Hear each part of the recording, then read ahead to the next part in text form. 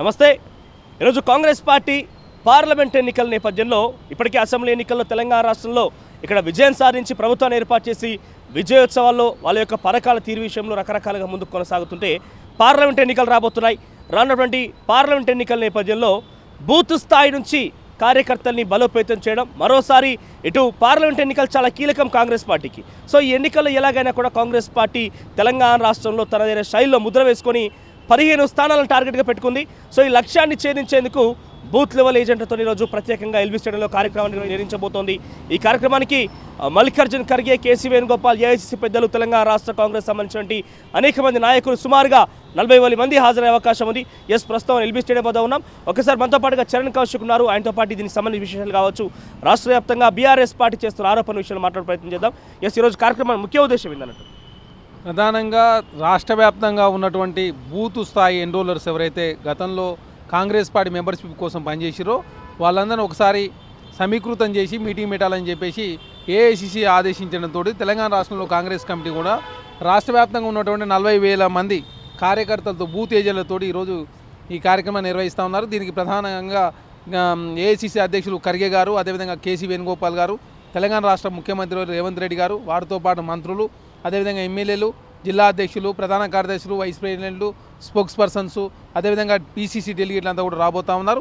ప్రధానంగా రేపు జరగబోయే పార్లమెంట్ ఎలక్షన్లో కాంగ్రెస్ పార్టీ ఏ విధంగా 17 పార్లమెంట్ స్థానాలు, 16 పార్లమెంట్ స్థానాలు ఏ విధంగా గెలవాలా, ఏ విధంగా భారతీయ జనతా పార్టీ రామమందిరం పేరు మీద రాజకీయం చేసే ప్రయత్నం చేస్తూ ఉంది, రాముడి పేరు మీద ఓట్లు అడిగే ప్రయత్నం చేస్తూ ఉంది. కాబట్టి ఈ అన్నిటికీ ప్రజలకు వివరించే దానిలో భాగంగా బూత్ స్థాయి ఏజెంట్లతోటి ముదిగాలు ముందస్తుగా అంటే రేపు జరగబోయే పార్లమెంట్ ఎలక్షన్లో ఏ విధానంతో ముందుకు పోవాలంటే ముదిగాలకు వీరితో మాట్లాడినట్లయితే వీళ్ళకి మంచి మెసేజ్ ఇచ్చినట్లయితే వారు గ్రామస్థాయికి తీసుకుపోతారు. కాబట్టి ముందస్తుగా ఈరోజు 40,000 మందితో బూత్ ఏజెంట్లతోటి కార్యక్రమాన్ని ఏర్పాటు చేసుకుంటారు. మీరేమో పార్లమెంట్ ఎన్నికల విషయంలో సన్నద్ధమవుతున్నారు, బూత్ లెవెల్ ఏజెంట్లతో కార్యక్రమం నిర్వహిస్తుంటే మరోవైపు బీఆర్ఎస్ పార్టీ కరీంనగర్లో సోషల్ మీడియా వారియర్స్ కోసం ఏర్పాటు చేసినటువంటి మీటింగ్లో కేటీఆర్ గారు మాట్లాడుతూ త్వరలో కేసీఆర్ని ముఖ్యమంత్రి చేసుకుందాం అంటున్నాడు. ఎట్లా చేసుకుంటారు? కేటీఆర్ గారు ఒక అజ్ఞానిలాగా ఇష్టం వచ్చిన నోటికి అంటే తెలంగాణ రాష్ట్రంలో కాంగ్రెస్ ప్రభుత్వాన్ని కూల్చి మరి కేసీఆర్ గారిని ముఖ్యమంత్రి చేసుకుంటాడా, లేకపోతే అసలు మెసేజ్ ఏమి ఏదలుచుకుంటూ కేటీఆర్ గారు ఎంతసేపు ఇంకా అధికారంలో ఉన్నాం మేము, మరోసారి కేసీఆర్ గారిని ముఖ్యమంత్రి చేస్తానని దానిలో భాగంగా వారు మాట్లాడుతున్నారు తప్ప తెలంగాణ రాష్ట్రంలో బీఆర్ఎస్ పార్టీ ప్రతిపక్షంలో ఉంది. కేసీఆర్ గారు మాజీ ముఖ్యమంత్రి, కేటీఆర్ గారు మాజీ మంత్రి అనేది మర్చిపోయి కాంగ్రెస్ పార్టీని కూల్చే ప్రయత్నం కేటీఆర్ గారు అదేవిధంగా బీఆర్ఎస్ పార్టీలో ఉన్నటువంటి ఎమ్మెల్యేలు చేసే ప్రయత్నం చేస్తూ ఉన్నారు. ఎందుకంటే బీఆర్ఎస్ పార్టీ నుంచి చాలామంది ఎమ్మెల్యేలు కాంగ్రెస్ పార్టీ వస్తానికి సిద్ధంగా ఉన్నారు. మొన్ననే చాలామంది ఎమ్మెల్యే గెలిచినని చెప్పి పెద్ద ఎత్తున ట్రోలింగ్ జరుగుతూ ఉంది. దాని నుంచి బయటపడడానికి మాత్రమే కాంగ్రెస్ పార్టీని తెలంగాణ రాష్ట్రంలో కూల్స్తాం, మరోసారి కేసీఆర్ గారు ముఖ్యమంత్రి చేస్తానని చెప్పి వారే వ్యాఖ్యలు చేస్తున్నారంటే ఖచ్చితంగా తెలంగాణ రాష్ట్రంలో గెలిచినటువంటి టీఆర్ఎస్ పార్టీ 39 మంది ఎమ్మెల్యేల్లో దాదాపు 20 పైగా చాలామంది ఎమ్మెల్యేలు కాంగ్రెస్ పార్టీ రావడానికి సిద్ధంగా ఉన్నారు. మీరు గేట్లు ఓపెన్ చేయకపోతే మేము గేట్లు ఓపెన్ చేస్తే అందరూ వస్తాను రెడీగా ఉంటే మేము తెలంగాణ రాష్ట్రంలో ప్రజాస్వామ్యం బతుకుండాలా? నిజమేనా కేవలం రాజకీయ పరంగా మీరు చేస్తున్న ఆరోపణ మాత్రమే? నిజంగానే కేటీఆర్ గారితో చెప్పినటువంటి వ్యాఖ్యలకు సంబంధించి ఎమ్మెల్యేలు అడ్డుకునే ప్రయత్నమే అంటే ఎమ్మెల్యేలు ఎవరు మీ పార్టీలకు రావడానికి సిద్ధంగా ఉన్నారని చెప్తున్నారు కదా, నిజానికి అది నిజమంటారా? వాస్తవంగా వారి ఎమ్మెల్యేలను కాపాడుకునే దానిలో భాగంగా కేసీఆర్ గారు మరోసారి ముఖ్యమంత్రి అవుతుందని చెప్పేసి ప్రయత్నంలో భాగంగా వారు వ్యాఖ్యలు చేసినట్టు మేము భావిస్తా ఉన్నాం. అదే కాకుండా రేపు పార్లమెంట్ ఎలక్షన్లో ఓట్లు కొన్ని సీట్లు ఎమ్మెల్యేలు మీతో టచ్లో ఉన్నమాట నిజమేనా? అరే గేట్లు ఓపెన్ చేస్తే రెడీగా ఉన్నారు వస్తానికి. ఆ వారే కాదు, భారతీయ జనతా పార్టీ నుంచి కూడా చాలామంది వస్తారు రెడీగా ఉన్నారు. తెలంగాణ రాష్ట్రంలో కాంగ్రెస్ పార్టీలో వస్తాను చాలామంది ఎమ్మెల్యేలు రెడీగా ఉన్నారు. కాకపోతే తెలంగాణ రాష్ట్రంలో కాంగ్రెస్ పార్టీ ఆచితూచి వ్యవహరిస్తూ ఉంది. మీరు ఒక దెబ్బ తీస్తారు రెడీ ఉంటే మేము 2 దెబ్బలు ఇస్తారు రెడీ ఉన్నామని చెప్పేసి ఆల్రెడీ ముఖ్యమంత్రి గారు ప్రకటించారు. కాంగ్రెస్ పార్టీ దెబ్బకు దెబ్బ తీస్తారు రెడీ ఉన్నది.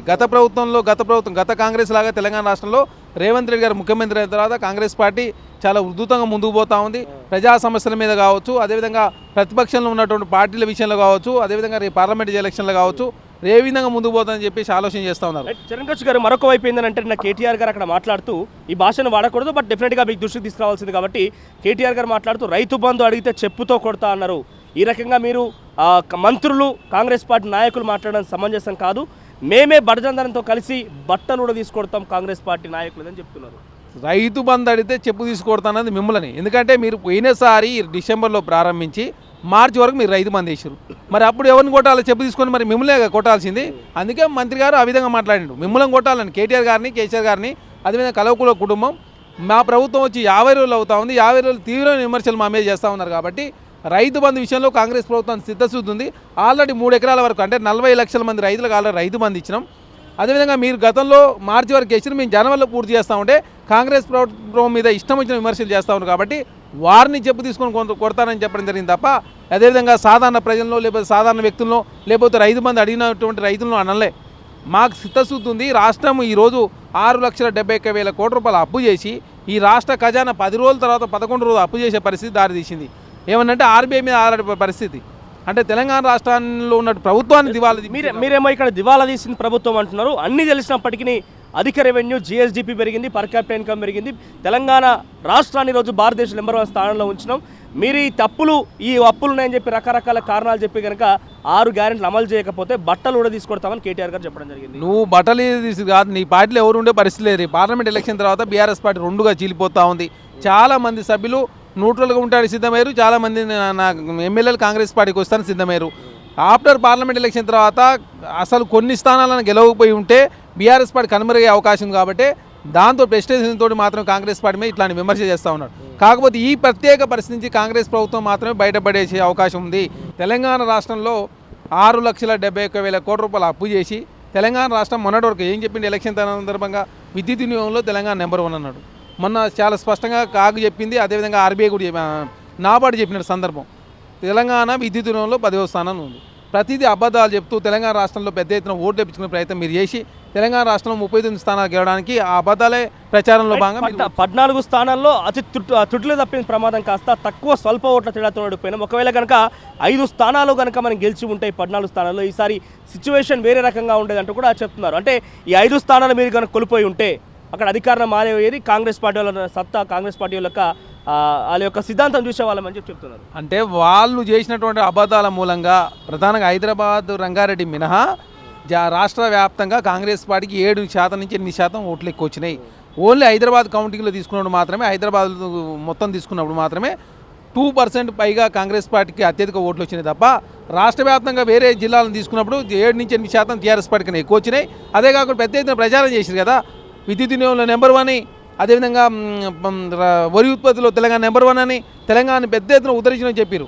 ఆఫ్టర్ ఎలక్షన్ తర్వాత ఇప్పుడు శ్వేతపత్రం రిలీజ్ చేస్తే తెలంగాణ రాష్ట్ర బీఆర్ఎస్ పార్టీ ఎవరు ఆదాయంలో తీసుకులేరు. 6,71,000 కోట్ల రూపాయలు అప్పు చేసి తెలంగాణ రాష్ట్రం ప్రతి నెల 5,000 కోట్ల రూపాయలు వడ్డీ కడతా ఉంది. 11వ రోజు నుంచి అప్పులు చేసే పరిస్థితి దారి తీయడానికి కారణం కేసీఆర్ గారు అని చెప్పేసి ప్రజలంతా చీతరించుకుంటా ఉన్నారు బీఆర్ఎస్ పార్టీ. ఉమ్మడి కరీంనగర్ జిల్లాకు సంబంధించి కొంత ఎమ్మెల్యేలను ఉద్దేశించి మాట్లాడుతూ ఆయన మైడిపల్లి సత్యం ఆయన 2 సార్లు ఓడిపోయారు. ఇంటింటికి తిరిగి వేడుకొని నువ్వు గెలిపించాలని ఏడిస్తే ఆయనకు ఓటేశారు. ఆ తర్వాత మానకొండూరు ఎమ్మెల్యే కవంపస్తున్న 4 సార్లు ఓడిపోయారు. అడ్డు లక్ష్మణ్ కుమార్ 2 సార్లు. సానుభూతి అడుక్కుంటే తప్ప ఓటేయలేని పరిస్థితి కాంగ్రెస్ పార్టీకి అని చెప్పి ఆయన ఒక అవహేళన చేస్తూ మాట్లాడడం జరిగింది. అంటే ప్రజలను ఓట్లు అడుకోకపోతే ఏమడుగుతుంది, మాకు ఓట్లేని అడిగితే తప్ప మీలాగా కౌశిక్ రెడ్డి లాగా మీరు ఓట్లు వేయకపోతే గెలవకపోతే మా శవాలు చూస్తారని చెప్పేసి బెదిరియలే ప్రజల్ని. మా 3 శవాలు చూస్తారు, మీరు గెలిస్తే రథయాత్ర కోసం, జైత్రయాత్ర కోసం, చనిపోతే మా శవయాత్ర రండి అని చెప్పేసి కౌశిక్ రెడ్డి లాంటి వ్యక్తులు మాట్లాడారు. మరి మీ పార్టీలో ఉన్నటువంటి కౌశిక్ రెడ్డి ఇట్లాంటి వ్యాఖ్యలు చేస్తే మరి కౌశిక్ రెడ్డి సస్పెండ్ చేయండి పార్టీ నుంచి. మా పార్టీలో అన్నారు కదా, మరి మీ పార్టీలో అంటే మీరు చేస్తే సంవత్సరం వేరే వారు చేస్తే వ్యభిచారం అవుతుందా? కౌశిక్ రెడ్డి ఏం చేసిండు? అదేవిధంగా టీఆర్ఎస్ పార్టీ నాయకులంతా పెద్ద ఎత్తున బిగింగ్ చేసిరు అన్నాడు. ఓట్లు వేయండి అని చెప్పేసి రిక్వెస్ట్ చేసుకోలేదు ప్రజలు. మీరు ప్రజల్ని ఎవరైనా ఓట్లు వేయమని చెప్పి రిక్వెస్ట్ చేసుకుంటారు. అదే కాకుండా మేడిపల్లి సత్యమైన, అదే కవంపల్లి సత్యనారాయణ 2019లో పోటీ చేయలే, 2024లో 23లో పోటీ చేసిండు, గెలిచిండు. అదేవిధంగా మేడిపల్లి సత్యం గారు 3 సార్లు పోటీ చేసిండు. ఉద్యమకారుడు ఆయన, ఉస్మానియాలో ఉద్యమాల్లో ఉన్నాడు. అదేవిధంగా 2014లో టీడీపీ చేసిండు, 2018లో కాంగ్రెస్ నుంచి చేసిండు. మొన్న మళ్ళీ కాంగ్రెస్ నుంచి పోటీ చేయడంతో అవకాశం ఇచ్చారు. మరి ఎందుకు వేయలే చొప్పదండ్ల ప్రజలు బీఆర్ఎస్ పార్టీ నాయకుడి? బీఆర్ఎస్ పార్టీలో గతంలో ఎమ్మెల్యే క్యాండిడేట్ మార్చి బుడిగ శోభకు కాకుండా అక్కడ ఉన్నటువంటి వేరే శంకర్ రవిశంకర్కి ఇచ్చారు. మరి ఏమైంది మరి? అంటే ఆయన కూడా 2వ సారి పెద్ద ఎత్తున అక్కడ ఇసుక మాఫియా చేసిన చెప్పి ప్రజలంతా తిరస్కరించారు. బీఆర్ఎస్ పార్టీ నాయకులంతా పెద్ద ఎత్తున తెలంగాణ రాష్ట్రంలో ఇసుక దోపిడీ పాల్పడరు, భూమి సెటిల్మెంట్ చేసిరు, పెద్ద ఎత్తున ప్రజాధనాన్ని అంతా దోసుకున్నారు. కాబట్టి తెలంగాణ రాష్ట్రంలో ప్రజలంతా కూడా ఈసారి పార్లమెంట్ ఎలక్షన్లో ఖచ్చితంగా కాంగ్రెస్ పార్టీకి 16 పార్లమెంట్ స్థానాలు గెలిపించడానికి సిద్ధమయ్యారు. బీఆర్ఎస్ పార్టీ సింగిల్ డీట్కే పరిమిత అవకాశం చాలా స్పష్టంగా కనబడతా ఉంది. ఆఫ్టర్ పార్లమెంట్ ఎలక్షన్ తర్వాత బీఆర్ఎస్ పార్టీ కనుమరుగైపోయే రోజులు చాలా దగ్గరలో ఉన్నాయి. Thank you. ఇక ఓవరాల్గా కాంగ్రెస్ పార్టీ నాయకులు చెప్తుందంటే చాలామంది బీఆర్ఎస్ పార్టీ ఎమ్మెల్యేలు మాతో టచ్లో ఉన్నారు. పార్లమెంట్ ఎన్నికల కోసం మేము క్షేత్రస్థాయిలో బూత్ లెవెల్ ఏజెంట్లని వాళ్ళను సన్నద్ధం చేసి దిశానిర్దేశం సిద్ధమవుతున్నాం. 17 స్థానాల్లో 16 స్థానాలు గెలుపే లక్ష్యంగా కాంగ్రెస్ పార్టీ ముందుకెళ్తుందని కూడా చెప్తున్నారు. ఇక మరోవైపు కేటీఆర్ మాట్లాడిన వ్యాఖ్యలు కూడా చాలా తీవ్రంగా ధ్వజమెత్తుతున్నారు. వీళ్ళందరూ కూడా ఉద్యమకారులు, ఉద్యమంలో పనిచేసిన నాయకులు, మేడిపల్లి సత్యం లాంటి వాళ్ళందరూ ఉద్యమకారులు. అటువంటి వ్యక్తులని కించపరుస్తూ మాట్లాడడం సరైన పద్ధతి కాదంటూ కూడా కేటీఆర్ని హెచ్చరిస్తున్నారు.